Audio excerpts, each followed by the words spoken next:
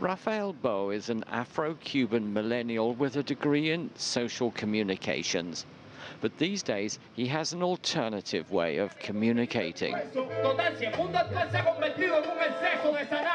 Using the stage name El Individuo, the individual, he's given up his day job and now tries to earn a living as a rap artist. And this being Cuba, to do so, he has to be accepted into the state-controlled rapper agency.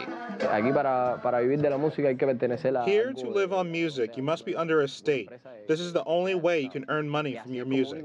So far, we have not had problems, but we have faced problems for the mere fact of being rappers. Because as soon as you say you are a rapper, people look at you with eyes wide open.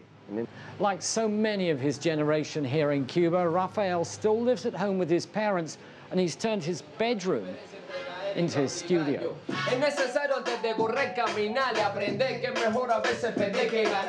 This is where he comes to practice new material and rehearse before performances. He's also built a small recording studio in the corner. Luckily, his mother seems to like the music and even knows some of the words. My family at the beginning was some kind of shocked, because it sounds complicated that you finish a university course, as people do, and go for a job in that field.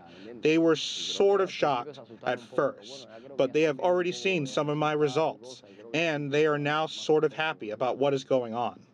Politically, Cuba may have changed little over the years, but socially, the younger generation is striking out on its own. For many, their music is reggaeton and rap, and with growing internet access, there are new windows to the world. My generation, I think, is undergoing a crazy process. Lots of information here and there, many transformations.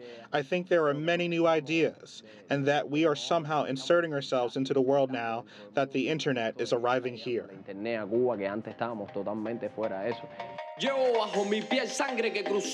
Rafael Bo's breakthrough came with a multimedia compilation album called Afro Razones, exploring Afro-Cuban identity.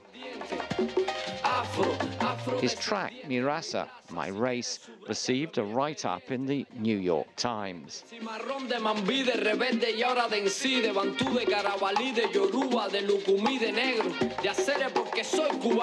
I always say that in Cuba there is not a highly marked kind of racism, but it exists one way or the other because people of color are not very well looked at in some places. What are your dreams for the future? I would really like to export my music and collaborate with many artists from other countries. Although I do not think everybody can identify with what I say, I do think people must have the chance to listen to me and think about what I do. Michael Voss, CGTN, Havana.